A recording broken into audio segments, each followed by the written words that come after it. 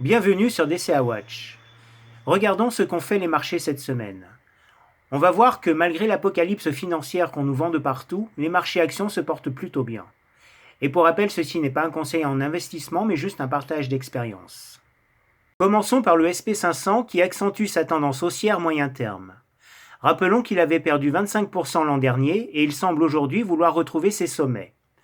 Personnellement, je ne crois pas au défaut sur la dette américaine, ni aujourd'hui ni demain, car il faut bien financer le soutien à l'Ukraine, mais aussi à plus long terme la course aux armements face à la Chine. De même, la tendance haussière sur le Nasdaq est encore plus marquée alors qu'il avait perdu 35% en 2022.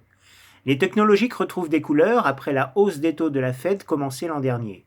Est-ce que cela annonce en avance de phase un retour au sommet du marché américain ? Du côté européen, l'Eurostoxx 50 est toujours dans une phase de consolidation moyen terme après être sorti d'une zone de prise de bénéfices la semaine dernière. Lui aussi a perdu 25% en 2022, mais il est déjà revenu à son plus haut, ce qui crée une résistance.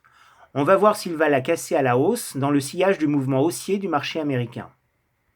Et la hausse des cours en fin de semaine a permis au CAC 40 de sortir d'une zone de prise de bénéfices, même si on reste encore dans une phase de consolidation moyen terme. Le marché français semble être en avance de phase puisqu'il n'a perdu que 20% l'an dernier et qu'il a déjà dépassé les plus hauts précédents. On voit que depuis 6 mois, le CAC 40 surperforme le SP500. Mais il a marqué une pause avec la consolidation des semaines précédentes. On va voir s'il sera porté par le dynamisme du marché américain, ce qui semble déjà être le cas.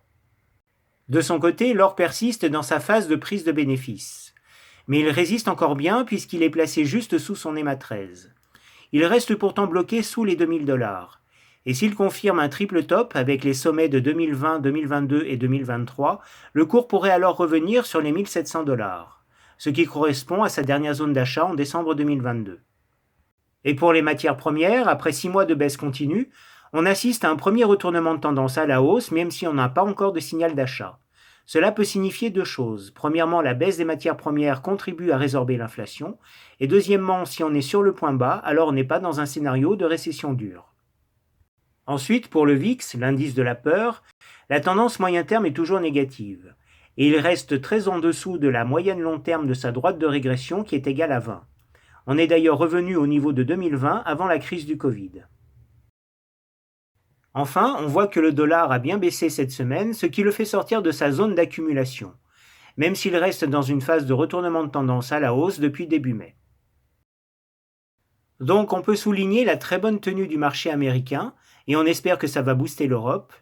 Pour l'instant, l'or et le VIX sont plutôt orientés à la baisse, donc pour le moment il n'y a pas d'inquiétude majeure. Voilà pour cette semaine, sur ce, bon investissement à tous.